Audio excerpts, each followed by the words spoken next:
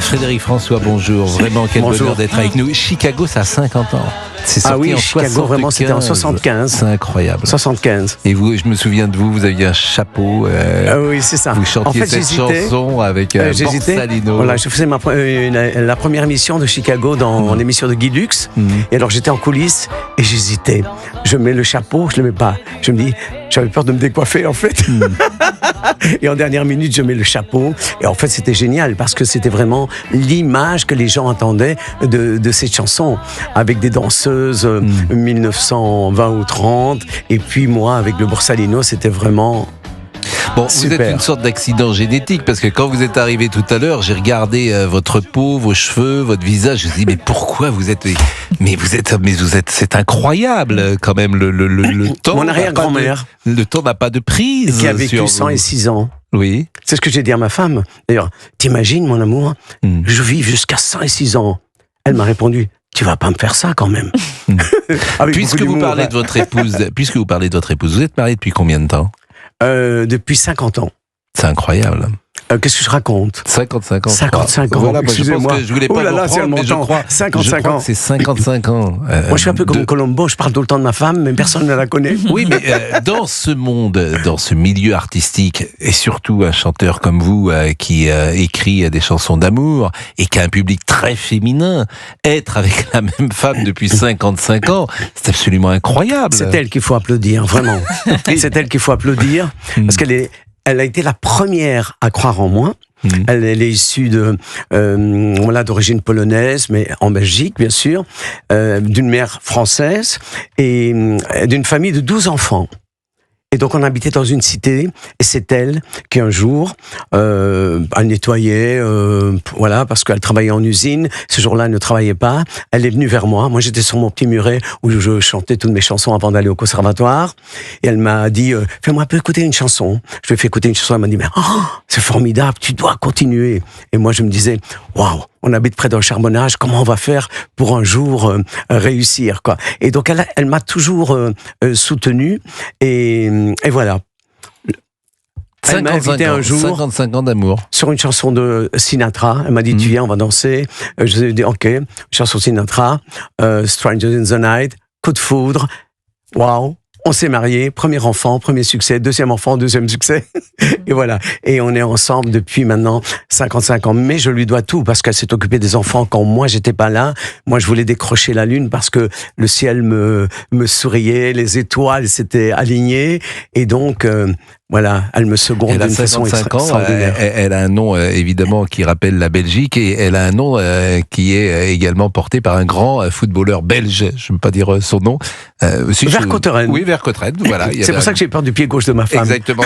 Il y avait un joueur qui s'appelait Frankie Vercotteren, qui était un grand joueur des Diables. Les Diables. Oui, les Diables. Bon, est-ce que vous travaillez toujours, parce que évidemment la voix est au cœur de votre vie, bien sûr, et je m'aperçois quand même que parfois les voix changent et j'imagine c'est la hantise pour vous que cette voix change et vous elle est intacte. Alors est-ce que là encore c'est votre grand-mère ou est-ce que c'est du travail? C'est du travail. Bien sûr, la voix est un organe qui vieillit, comme bien sûr c'est la nature, l'être humain. Mais moi, je travaille la voix tous les jours. Voilà, je fais un peu de sport, je travaille la voix, et ça me permet de garder tous les aigus et ma façon de chanter, et aussi la façon de placer la voix. C'est mon côté sicilien, ça. Donc, et elle reste intacte. Donc c'est un miracle. Alors, ce qui est intéressant aussi avec ce nouvel album, c'est que c'est Frédéric Zetoun, Lionel Florence, Bernard Vrink, j'espère que je le dis bien, qui ont apporté une sensibilité, leur talent d'écriture pour faire de cet album un projet d'exception. Il y a un single qu'on peut peut-être écouter, d'ailleurs, que dites-vous, Fabrice? Le single, Tout s'oublie un jour.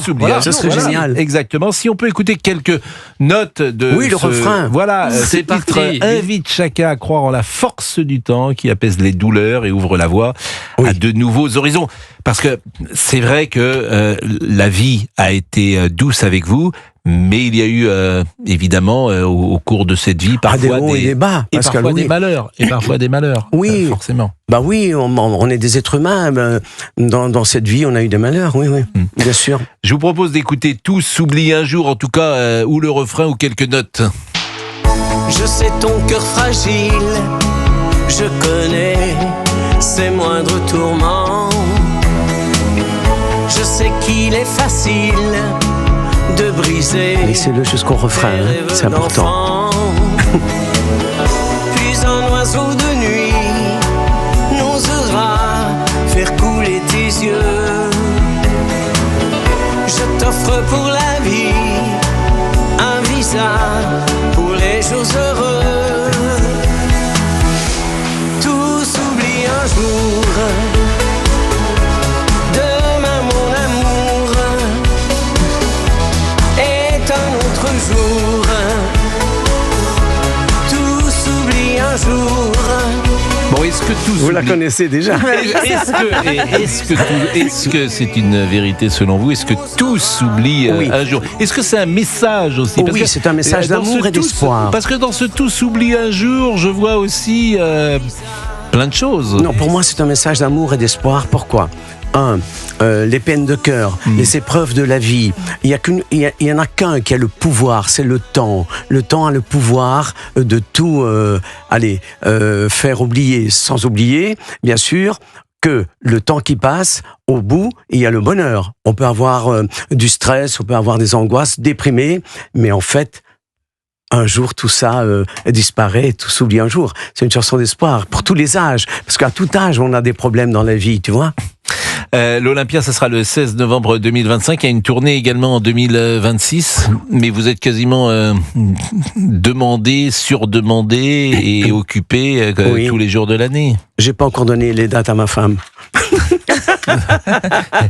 C'est intéressant parce que je vois certains arrêtent parfois. Alors ils sont plus âgés que vous. Michel Sardou a décidé d'arrêter. Eddie Mitchell visiblement a décidé d'arrêter. Sheila continue. Et puis alors on arrête parfois parce que le public ne veut plus que vous soyez ne veut plus de Oui, vous. bien sûr, bien sûr. Bon, vous c'est pas le cas. Vous Non. c'est un succès qui est ininterrompu depuis 1975. Voilà, parce que les chansons se transmettent de génération en génération, et j'ai l'impression que je fais partie de leur vie, de leur famille, tu vois. La maman qui faisait écouter les chansons en emmenant l'enfant à l'école avec les cassettes.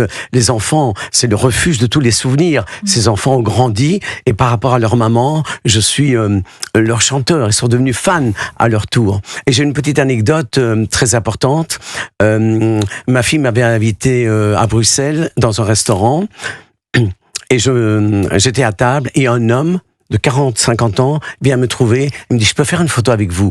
Et moi, toujours avec ma gentillesse, je dis, mais bien sûr, on va faire une photo. Et il se met à pleurer comme un enfant.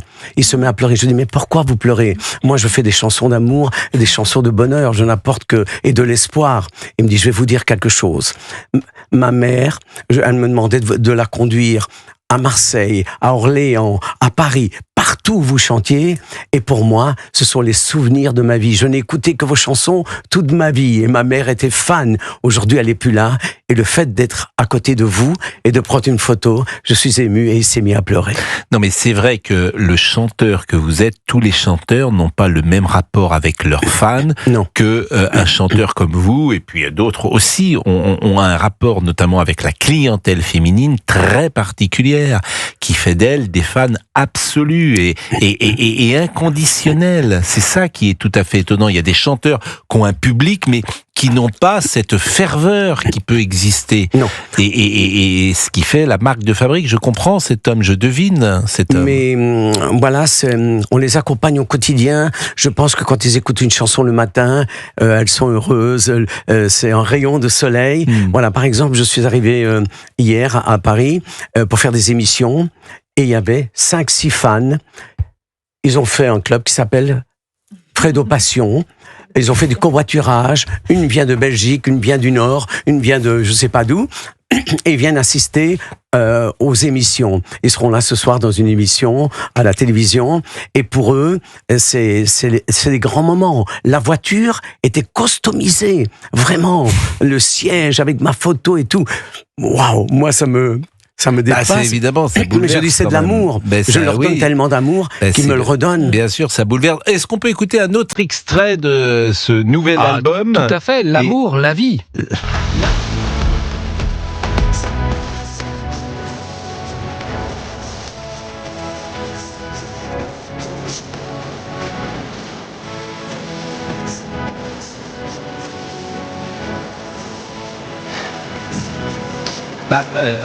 Je crois que Frédéric Beigbeder avait dit que l'amour dure 3 ans. L'amour, ça passe pas vite chez vous, puisque l'amour, il est là, il a 55 ans, donc il vit mais attention, toujours. Cette chanson a été écrite par Lionel Florence, hein, et en fait, c'est un message à la femme qu'il aime. Il dit, allez, viens, on va danser, on va sortir, on va s'amuser, on va faire des folies. Pourquoi ?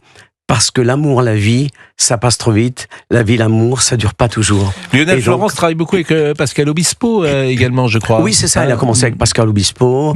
Il a écrit La liberté de penser. Il a écrit aussi pour Daniel Lévy. Il a fait plein de choses formidables. Et moi, j'adore parce que je travaille avec lui et avec Fred Zetoun. Et ça me permet de raconter des histoires différentes, quoi. Et de mettre le doigt sur des histoires qui sont des histoires de la vie et qui donnent de l'espoir aux gens.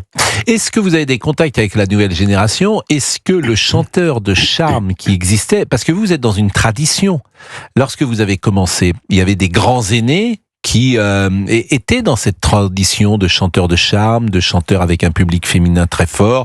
Alors c'est des grandes familles, ça, Julio Iglesias, évidemment. Bon, est-ce qu'il y a cette tradition ? Est-ce que vous trouvez qu'elle perdure ? J'ai l'impression que le moule est cassé, si j'ose dire, dans une... Je ne vois pas l'équivalent d'un Frédéric François de 25 ans aujourd'hui. Oui, on est dans une autre mouvance. La musique se consomme différemment.